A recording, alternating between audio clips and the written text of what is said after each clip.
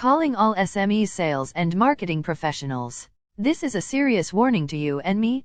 The unvarnished truth of this week's newsletter will reveal that traders are opening our eyes on the soaring prices, fewer customers, and shortages of raw and finished materials. In fact, this urgent bulletin has been hand-picked for our protection when things turn for the worse, so we would not be caught with our pants down. True, jokes aside. For starters, allow me to give you a glimpse of the gravity of this news. In essence, the rising cost and shrinking customer base is caused by recent COVID-19 pandemic followed by the disruptive warfare in Ukraine and global shortages. Hence it resulted in soaring price of fish feed. Not only that, fish feed and fertilizers, and the prices of many of these ingredients are now at record high. Plus chicken scarcity has been affected by the restrictions of retailer to slaughter live chickens at the market itself. Enough of my long intro. Shall we explore in details of this week's bulletin? Alright, thanks. Breaking news. Even the traders are complaining of soaring prices, fewer customers, and shortages. Georgetown, young people hardly cook, that is the only explanation fishmonger Vincent Koo offers for the drop in demand for his fish. Back when people were forced to stay home to keep COVID-19 at bay, Koo, 34, said many came to get choice cuts for their culinary exploits in the kitchen. Now that daily life is almost back to normal, he observes that fewer young customers are doing their marketing and maintaining the practice of cooking at home. They are going back to eating out since they are not staying home so much, I guess, he said.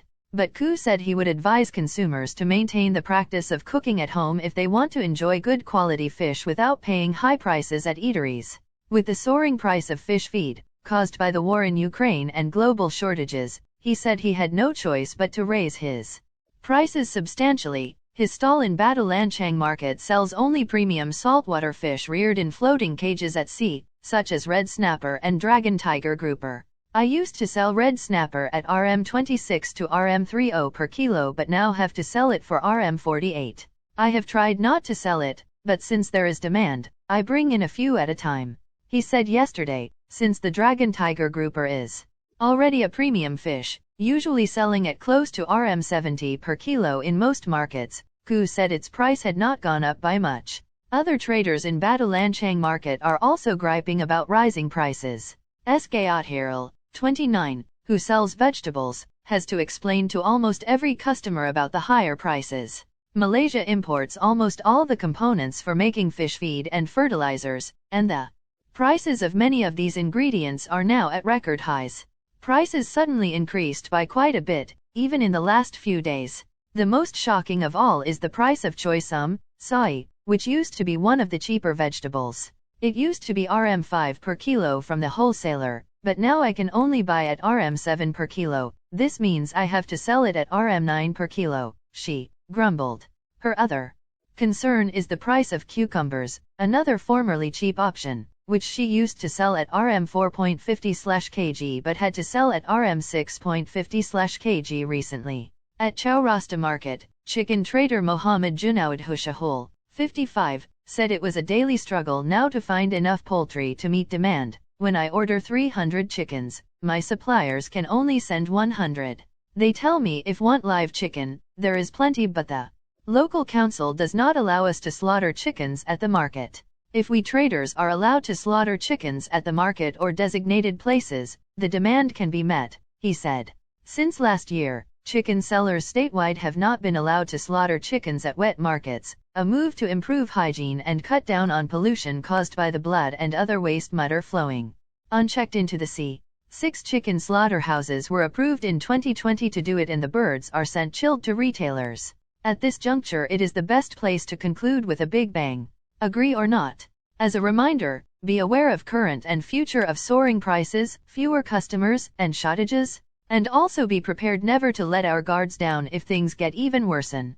True, as said. And now repeated in not too many words. The root causes of materials sold at skyrocket high prices and the acute shortages is caused by the aftermath of the COVID-19 pandemic, and accompanied by the disruptive war in Ukraine creating worldwide shortages. Furthermore, it is aggravated by costly fish feed and fertilizers. Plus birds shortage has been made worse by the regulations banning stall holders from slaughtering chickens within the marketplace itself. Now that we are fully of the precarious situations facing SMEs businesses, we should roll up our sleeves and do what we can to cushion the impacts of high prices, shortages, and fewer customers. Agreeable? You bet? My parting words for this newsletter is best said by Nicole Snow. She is a Wall Street Journal and USA Today best-selling author. She says, "A small business is an amazing way to serve and leave an impact on the world you live in." End of newsletter. P.S. Come to think of it, we know if it is a lengthy newsletter, yet we want to congratulate you for watching and reading this bulletin completely.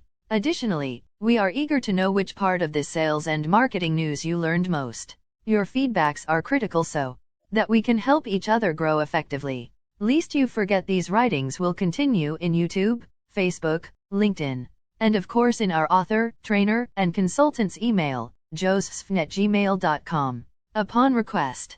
Alright. Thank you. We hope to meet you in the next chapter. Goodbye and happy reading. Yours truly, Madam Sophia, the virtual presenter for CTM Joseph SFNG, June 8, 2022.